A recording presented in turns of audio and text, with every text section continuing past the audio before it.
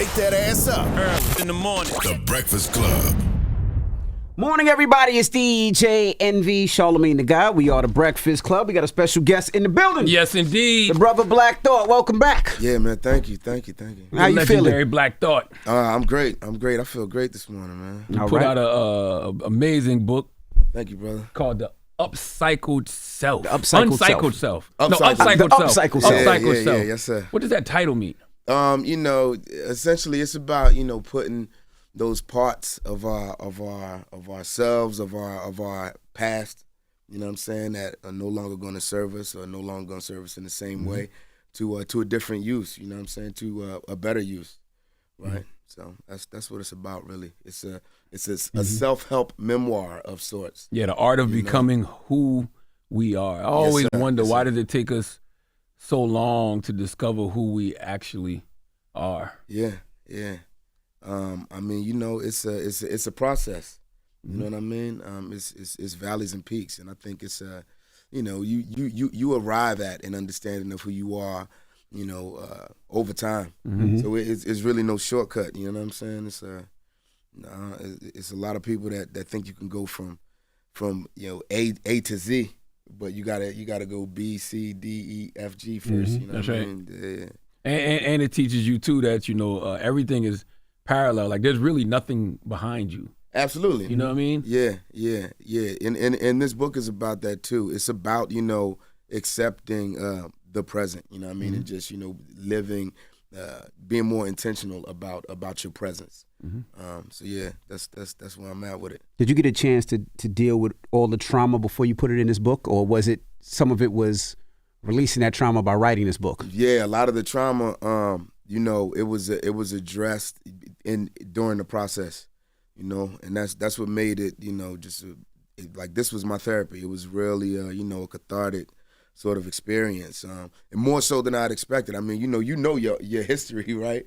But when it's laid out there, you know what I mean, when you have it on the cue cards, and you know what I mean, and you're reading it, in a linear sort of way. I mean, it just hits different, man. It hits differently. And there was something that my co-author Jasmine Martin was able to employ, like a tool she was able to use during this process. That it really hit me hard when I was reading one of the final drafts of the book. And it was, she was able to speak. There's an aside section where you hear.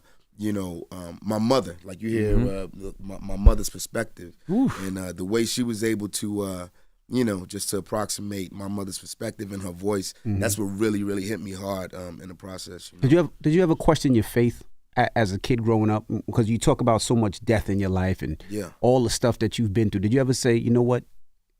Does this really exist? Is there really a God or whoever you believe in? Did you ever question your faith at all? I did, yeah. There's definitely been times, when I've questioned my faith, or I mean, just on the existential tip. You know what I mean? Like, if there's a God, how could all of this, loss and trauma and death, exist? It's some of the stuff that I write about. How was the world this ugly if you made it in your image? Man, you know what I'm saying? That's one of my bars from a song called "Dear God." But yeah, to answer your question, definitely. And how did you get that back? And the reason I ask is, if you don't know, when you read the book, you'll find out that you lost your father at a young age. You lost your mom at a young age as well. Both of them murdered. Yeah, murder victims. So how did you get that faith back? Through the arts, man. Like for me, it was visual art, which was my gateway, into music, and that's what really saved my life. You know what I'm saying? It was a game changer that I would have been I was already on it. I was on that path. And, me meeting Questlove when I did, which, I talk about in the book, and just getting on that musical trajectory of the arts is what really saved me. I know you was a baby when your father was tragically murdered, but you was a teenager when your mother was. Were you able to process that pain in the moment, or was that something that you dealt with as you got older? Yeah, I think it's something that I'm still dealing with. I definitely was not able to process it in the moment. No matter how hard I tried, right? I wanted to feel all the emotion that you would expect one to feel when you experience that sort of loss. But I mean, for me, it was it took forever before I was even able to shed a tear. about, my mother's murder, and I think it's just because it was so many layers of callous and scar tissue to sort of work through, and that's what this book is about. It's about that armor that, at one point in time it might serve as a defense mechanism. It might, protect you, but as we move through life and you get into different spaces, you start to interact with different people, and you in these different dynamics, they no longer serve us in the same way. What about vengeance and revenge? Like, how do you ultimately let that go? It did you. Yeah. I definitely feel like I have. That was just a wise move. I think I definitely came to understand as a young person when I was still a teenager that holding on to negative energy in that way, it's as detrimental to the beholder as it is to whoever you're trying to project it upon. Mm-hmm. So I've never really sat with the whole vengeance in that way. You know what I mean? As far like in my dad's case, it was never a solved murder, but in my mom's case, they apprehended someone shortly after, and we went through the trial and everything, and he received a sentence. And then there was a mistrial of it all, and we had to sit through it again. So I sat through my mother's murder trial twice. Damn. But in that, once it was done, it was something that I had to let go of. You know what I mean? In order for me to be able to move forward. So. And you still had love for Philly, regardless of everything that happened. Yeah, because that got to be tough too. Absolutely. Yeah. I absolutely have love. For Philadelphia. That's the place that made me. But it's one of those, it can make you, it could break you. You know what I mean? Mm-hmm. And it's the city of brotherly love. That love has always been a tough love. Is there anything you learned about your parents writing this book that you previously didn't know, especially your father? There's not much that I really learned about my father that hadn't already been told to me. But one thing that I really had to deal with in writing this book was I had to, just sit with the level of grace that my mother had extended to me as a young person. I burned the house down at the age of 6, which is sort of where the book begins. And, I just knew I was in for it. I thought I was in trouble, and, you know what I mean? Just guilt and, all those feelings were sort of, bubbling, like running through my body. And my mom came home. Obviously, her only concern was, if everybody was safe, right? Mm-hmm. And yeah, just the grace that she extended at that time, and it was just really surprising. You know what I mean? And it was a beautiful thing, and it just gave me a different sort of insight into who she was. And in retrospect, you know what I mean? Now, as an adult, just to go back and relive it, it just gave me a different take on my mother as a person. And you understood the magnitude of what happened at the age of 6? I don't know that I really understood the magnitude of what I knew. I'd done something that there was no turning back from. You know what I'm saying? It was something that I couldn't undo, and it felt super serious. But I think in that moment, I just shut down. Like that was my my knee jerk response. My reflex was I just shut down, and I walked down the stairs like there wasn't a fire upstairs. And yeah, I guess it gives you a different insight too into your children, right? I was going to ask you how they move. Yeah. And so do you give that grace to your kids? Because as a parent, yeah, a lot of times when your kids do something, the first reaction is to get mad, to get upset, and you want to scold them so they don't do it again. But you got to go back to when you were 6, and you did something way worse than I'm sure any of your kids have ever done. So how does that affect how you parent your kids? It absolutely does, and it's something that I just have to remain mindful of. Because in the moment it's not easy. You know what I'm saying? I remember a couple years ago, my son he did something like where I think he left the water running like for a long time up in one of the bathrooms. Long story short, the ceiling of a whole room in my house wound up falling through, and it was tens of thousands of dollars in damage and long insurance claim, and we were jacked up for a long time because of it. But yeah, in that moment, it's like, that's when I have to, be mindful of that grace. But I definitely got to catch myself because I'm also a disciplinarian, Mm-hmm. So. Are you a disciplinarian like the older people that raised us? Because I always wondered there was a fine line for what we received as kids. Yeah, know what I'm saying? Yeah, between discipline and abuse. If you grew up in 1970 something, boy, Lord have mercy. It's a delicate balance. You know what I'm saying? I've definitely, and you know, I think maybe now if I've never been team spare the rod. You know what I'm saying? But I'm more lenient now and more. You know, I extend more grace now. I'm more forgiving now. You know, than ever. You know. What made you feel like now is the time to write a memoir? When somebody approaches you and they say, "Hey, we'd love for you to write a memoir," you know, you got to open up and probably reveal things you probably never revealed. What made you want to do it now? Just because you know, I was excited for that in the process, right? I was excited to, you know, like what that experience might hold for me. You know what I'm saying? Just being open, accessible, and vulnerable in a way that I hadn't before in my art. You know, hip hop is founded upon so much, you know, machismo and braggadocio and, you know, just larger than life, winner takes all. Yeah, you know, that sometimes it gets exhausting. You know what I mean? When you've done that, when you've had to put up, you know, such a, you know, like a one-dimensional perspective of yourself and of your art and of your identity, you know, for such a long time. Sometimes it's, you know, I mean, they say that about people who lie, right? You tell a lie for a long time, and then it's like, you know, when the truth shall set you free, right? So this is that sort of thing playing out for me.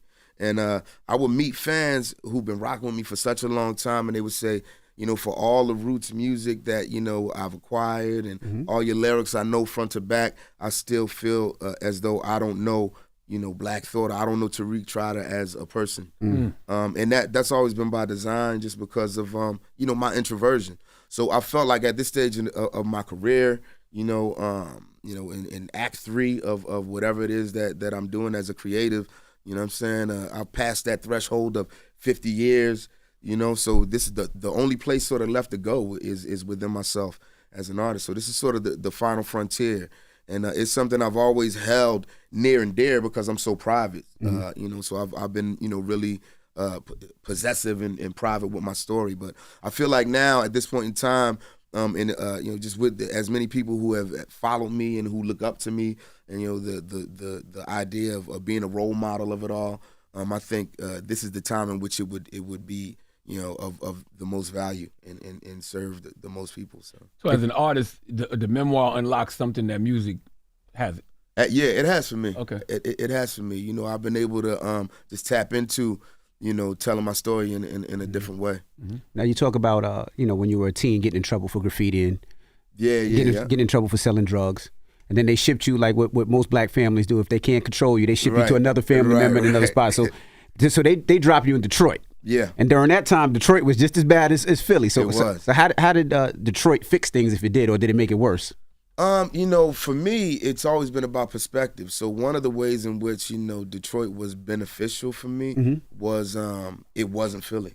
You know, even though it was a lot of the same stuff taking place, and, you know, it was, you know, murder capital, you know, at one point. And everything that was happening in Philly in the 80s was happening in Detroit, you know what I'm saying? And to some degrees, you know, it was worse. But, you know, my uncle was, you know, he was doing well for himself. He was sort of, you know, the Uncle Phil of it all. So for me, coming from where I came from and the place in Detroit where I got to stay, it was on the outskirts, it was in the suburbs. It was, you know, right next door to where Diana Ross's dad lived. So I felt like I was the Fresh Prince out there. Moving on up. Yeah, so for me, you know, even though it was short-lived, just that glimpse of, you know, upward mobility, you know what I'm saying, it was a different type of fuel to the flame. It showed you that it was possible. Things are possible. It showed me that it was possible, yeah. And, you know, when Quest and I were still together, like throughout that whole thing. So it was a different motivation for me to get back to, you know what I'm saying, what I left and what we had already started working on. Was Motown any influence, like being close to that musically? You know, I think it's more the remnants of the Motown energy, like that work ethic of it all, the assembly line of it all. You know, that was just it's still part of Detroit. It's woven into the fabric of the people there. And it's I think that's one of the things that makes, you know, cities like Detroit, Chicago, Oakland. You know what I'm saying? These are sister cities, brother cities to Philly in that way. I love this line. Our lives are a response to the call of our childhoods. Yeah. What does that line mean to you? Yeah, I mean, it's about having to go through it to get to it. You know what I'm saying? Essentially. Why we always got to go through it? Why black people got to go through it? We're not the only ones that got to go That's through true. it. You know? Yeah, we're not the only ones that got to go through it. But yeah, I think that's what it speaks to. You know, it's about a wisdom that you can only arrive at. You know what I mean? Like, it's about a journey to that wisdom, and sometimes it's about being wise enough to realize that the journey is just gonna take you back to where you began. I love reading memoirs now because I love to hear how people, cope with, their inner child. Because I do not know why. The older you get, it feels like your inner child is crying out for more and more help. And especially when you do start doing the work, when you do start going to therapy, sitting with spiritual leaders, dealing with plant-based, whatever it is, it's like your inner child just starts screaming out for help.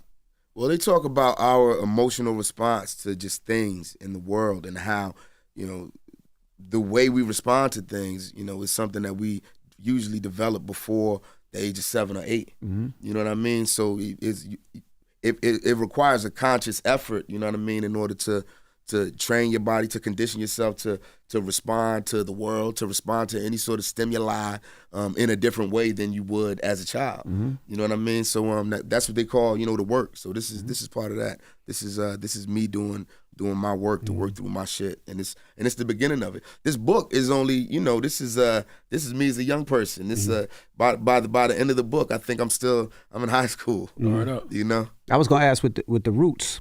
When you guys created the Roots, when did y'all start making money? And the reason I ask is because it was new.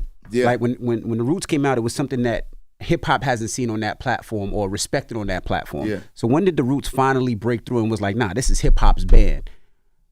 I want to say around 2006 or so. And who was the characters during that time? It was me, Quest, Kamal, Leonard Hubbard on bass. I want to say Frank Knuckles was playing percussion, and Captain Kirk on guitar. That was sort of the crew. And also around that time, Cody Chestnut was a reoccurring, basically a member of the Roots. When he decided, to make a move and stop touring with us, he essentially replaced himself with my brother Martin Luther. So we've always had someone, just like a singer. Since the early 2000s, associated with the group. Was it hard to always, break into a market, sell it to a promoter? Because I just remember the Roots so early on, and just like, this is just so different. And sometimes in hip hop, different is hard to break through. It was very hard for us. It was, super difficult to because we didn't really look or sound or feel like anything else that was happening. So it was a lot of we always had to prove ourselves. Right, and it took so long for us to even break even financially, and that's something that just came over time. Just paying those dues on the road. You know what I'm saying? Like you start at one point touring, and then you're able to sort of get your stock up just through when you keep coming back. You know what I mean? So we were able to sort of build on that relevance, and it was wild. It was like when we finally hit a point, 06, 07. Where we felt like, all of these years of 200 plus days on the road started to pay off. That's when, there was a whole seismic shift in the way people started to receive, people were receiving music and, concert tickets and all that thing. It was, we went through a revolution with the, streaming and that whole thing. So, and then that's when the Tonight Show opportunity presented itself. And that's what made it make sense. It was like, we had just finally reached we hit a stride, and everything was changing, So that in that uncertainty, the consistency of the day job and that platform that it would represent, it looked really good. Was there a particular moment? Was it Jay-Z using y'all a lot, or like was it a particular moment that caused that shift? When we started to make some bread. Yeah. I mean, it was and get recognized by enough to where the Tonight Show is like, yo, I want that to be. I think it was just over time, man.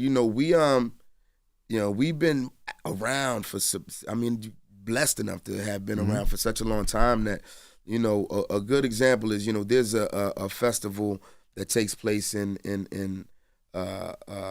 Denmark, in Copenhagen, every year. It's called Roskilde. And, you know, we started playing at Roskilde before we were even, you know, allowed on the actual festival grounds. Like, we were, you know, 2 tents, you know, out on the main strip, right? And, you know, we worked our way up from, you know, the outskirts to the tent, you know, right on the borderline to, you know, third and fourth stages, until we came back and we were able to headline, you know, it was the Roots and Bruce Springsteen co-headlining. That's dope. You know, but yeah, that was over, you know what I'm saying, many years. And it's like, Roskilde isn't we've done that around the world, you know what I mean? Just because we've been able to keep up appearances. So, I guess we just paid our dues, you know, And, and then once we got into late night and we started doing that thing, it definitely represented a change in our career where we haven't been able to tour in that same way.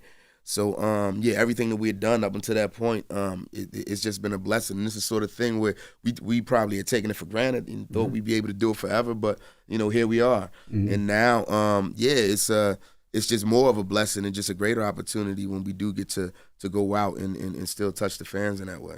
Now, when you decided to write about the altercation you had with Questlove, back in the 90s, did you have to ask him if you could speak on that? No, I didn't have to ask him because he written about it in one of his books before. Gotcha. And it's the sort of thing that, you know, like, that's my brother, so I mean, I know if it's good or not, you know. Yeah. And also, it's like, to me, those are the best relationships. Oh yeah. If you can fight and then get over it. Yeah. Hey man. Yeah, that's absolutely. Family. And you know, it really takes love for somebody to get you that upset, right? You know what I mean? Only my loved ones have ever really been able to get me that riled up, right? So there's something in that. But you know, we were all kids at that point. Yeah. You know, now I'm an adult, so I would have dealt with that situation in a completely different way. How long did y'all not speak? I mean, we lived together. Maybe we didn't speak for the train ride home, but it's like, you know, once we got back to the flat, had to talk. we had to talk. Right. There's no escaping it. And how was that? That had to be uncomfortable, awkward, or was one like, bro? Yeah, it was definitely, you know, it was awkward. It was uncomfortable. You know, it's the sort of thing that I would laugh about, you know, almost most immediately. Like, that's just where I come from. You know what I'm saying? You get into a little thing, you know, we settle it, and then it's funny. But yeah, in Amir's case, it just wasn't, you know what I'm saying, funny. You're like, nah, that shit, it wasn't funny. You know, like, yeah. But yeah, we were able to, you know, obviously move past it. And I think, yeah, we're stronger for it. People ask me about, you know, how we've remained together and worked together and, you know, been business partners on so many different levels for such a long time. And I think it's because we got shit like that out of the way, you know, like early on, and we're able to, you know, just focus on the art in the business, you know, for many years. Chapter 12, doing the work. Yeah. What kind of work do we need to do to find out who we really are? Like, what worked for Black Thought? I think, you know, it's confronting. It's confronting, you know, our demons, you know, head on. And this, like I said, this represents the beginning of me, you know, doing a lot of that work. But yeah, there's still, you know, very, very far more to go. Was it therapy? Was it? Yeah, that's part of it. Okay. You know what I'm saying? Definitely. You know, couples therapy. You know, therapy. You know, for myself. Therapy for my children. You know, these are the sort of things. These are the sort of tools that are at our disposal to embrace. And you know, when it's good, it's great. You know what I'm saying? So I try to utilize all that. Oh yeah, I'm a big proponent of therapy. Absolutely. Is there anything you left out? Meditation. Oh, is meditation. huge. Yes. Yeah, meditation is huge. How did you learn how to meditate? And the reason I say that is a lot of people don't know how. When they try, they close their eyes and they can't get to that place. Just over time. Over time, you know, it was something that you know, I started meditating. I started taking, you know, 15, 20, 25 minutes at the beginning of the day, at the end of the day, to just sit and, you know, just be at peace, to be silent and just try and, you know, quiet my mind. And yeah, then I started reading some books, and I got into this guy, Dr. Joe Dispenza. He wrote a book called Becoming Supernatural. I got up on his stuff, and he's a unique individual just because of his tone of voice. You know what I mean? The way he leads a meditation, his voice is really, it's just wild. You know what I mean? He sounds like, it's just some, you know, it's like some freak shit, you know. But once you're able to like move past that and you can get over the way his voice sounds and you know you're comfortable within yourself, you start to, you know, see and feel results. And then you start to meet people and it's like, yo, it's so like I could feel that there's been a seismic shift in your life, and you ask what they're doing and it's like, oh, I'm doing the same shit. You know what I mean? Like I started to meet people who call themselves putting me on to the meditations that I was already doing, but they, you know, they may have been further along in the practice, and it gave me, you know, hope. It gave me, you know, just that reassurance that once you get over a hump, you can hit a stride, and it really works, man. You got your mantra. You count your beads? Yeah. Well, you know, I mean, you do whatever you need to do. If it's beads, if it's a mantra, if it's, you know, just sitting in silence, if it's, you know, if it's related to, you know, the light or the lack thereof, whatever you need to do, you just got to do it. I think, you know, it's something different for everyone else. Every individual person, you know, has something specific that they can latch on to deepen and strengthen their own personal practice. Yeah, it started me. Salute to my good sister Debbie Brown. She got me started on counting the beads, chanting my mantra. So now I'm at the point where I can just chant my mantra and get there. I don't even have to count the beads no more. Exactly. You know? Yeah. You know, and that's when you hit that. That's that transcendental. You know what I mean, of it all. Could you be Black Thought without being from Philly? No, I don't think so. I don't think so. Yeah, I think, you know, so much of who I am, you know, so much of my identity is associated with my Philadelphian-ness. You know. Yeah, and it's the sort of place that I had to grow up. You know, Black Thought, I couldn't have been Black Thought if I hadn't been working, you know, as long as I have. And you know, I got a job in second grade. That was a very Philadelphian thing, right? Yeah. So I don't think the balance of, you know, the love, but that tough love, I don't think I would have been able to receive that, you know, from any other community. And the name Black Thought. Yeah. Where exactly did that derive from? It derived from you know, my time as a visual artist, and you know, just dealing with paints and you know, just the color palette.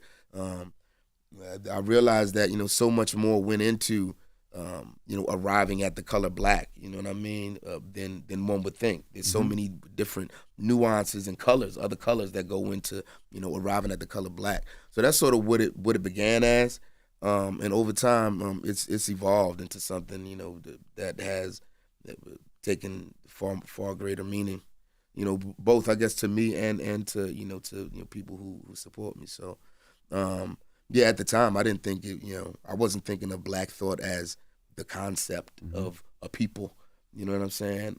But that's sort of what it's come to mean. Absolutely. Yeah. I wanted to ask, and I know it's a question that people ask all the time. What's your thought process on artists now and music now? The reason I ask is, you know, growing up, there was so many outlets for different types of music, right? You would hear Tribe on the radio. You would hear Mos Def on the radio. You would hear Kanye. You would hear The Roots. You would hear Common, but you would hear your Jay. You would hear your Cube. You would hear the different elements of music. Yeah. I don't think you hear that now. Do you think that side is not being represented, or just musicians are not being heard? I think it's being. I think that side. I think the diversity of it all is being represented, but I don't think that platform is radio. You know what I mean? So I think it's being represented, you know, just across different platforms, and it's about tapping into those. You know, I think there are more outlets, more avenues now than ever for an artist to sort of emerge.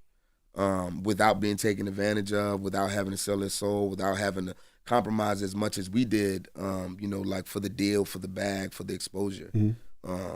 So yeah, it's just about, you know, tapping into those avenues. But yeah, I think there's more space now, you know, in the culture, like the hip hop landscape, for the just a broad range of influences to coexist. I think like more so now than ever. You know, so yeah, I don't think. I mean, I don't love all the music all the hip hop music that comes out, but I think, you know, I like it's all good, right? That's cool. Like I'll allow it, you know. And I think back, like, when have I ever really rocked with every single thing? You know what I mean? So yeah, I think it just gave artists a chance to be a little more commercial, right? I just remember as a kid or even an adult, you grow up listening to radio. Think about it. You would hear Public Enemy on the radio. Yeah. You would hear Tribe Really on the radio. just in mix shows. But you would hear NW. it wasn't like it was in regular rotation. Public Enemy was in rotation. Yeah. Common was in rotation. I don't remember them times. Tribe Called Quest was definitely in rotation. So you would hear those type of music, but you would hear your Hoves, you would hear your Nas, you would hear your Biggie, you would hear DMX. It just was an element that I don't necessarily know if it's, you know, if it's transcended now, you know? Yeah. I don't think it's, you know, the culture is not represented in that way anymore. Mm-hmm. You know what I mean? Definitely not on radio. Even this conversation is always interesting to me because we act like over the last 12, 13 years, all the top guys ain't on that hardcore rah-rah shit. Right. They not. The Drakes, the Kendricks, the Yeah. Coles, like you had Chance in there, you've had the Wale's, the Big Shot. They're not even on that rah-rah stuff. So it's just like when people talk about how bad the culture is, I'm bad. like, who y'all paying attention to? Yeah, it's just different. It's different, you know what I mean? Whether you think it's bad or not. Mm-hmm. You know? Well, man, Black Thought's book, man. That's right. The Upcycled Self. The Upcycled Self. Yes. We appreciate you for joining us. And what do you want people to get out of this book? If they can get one thing out of it, what do you want them to get out of this book? You know, if one person is able to see themselves and, you know, to better understand themselves or better understand, you know, their path, their lived experience, if this is going to be, you know, an entree into someone else being able to start to work through their stuff and, you know, shed some of those layers of armor that are no longer useful, you know what I mean? Those layers of callus and scar tissue, then it's a win. And I've already, you know, experienced that, you know. I've already had some of those conversations, so I feel this book has already been helpful. All right. And y'all didn't get nominated for a Grammy this year, did you? I did. I got nominated for a Grammy a couple of days ago. Yep. Congratulations. Solo, Black Thought. Oh, the album. Yeah, acapella, not even with a beat. Wow. Just the voice. Okay. Love it. Bars. Wow. Yeah. Love letter to hip hop. Yeah. How did that feel? It feels awesome. It felt awesome. And it's your first solo. Yeah, okay. Like in that moment, I didn't really realize it until, you know, my homies started telling me, like, yeah, you know, it's wild. Like, this is, you know, your first Grammy nomination, you know what I mean, like outside of the roots. Mm-hmm. And then another homie hit me and was like, yo, it'd be wild if you win this joint. Like, that's the flex. You ain't even need music, you know? So I was like, yeah. And I sat with it like, all right, yeah. You wrote some bars for that just to get over there. Yes, sir. Do you still, I don't want to say need it, but do you like that type of validation? I do. I still appreciate that sort of validation. You know what I mean? That's not, you know, what I do it for, but it definitely, I mean, it feels, it's great to be recognized, you know what I mean? So absolutely. Well, it's Black Thought. We appreciate you. Pick up his book, The Upcycled Self, and it's The Breakfast Club. Good morning. Wake that ass up. In the morning. The Breakfast Club.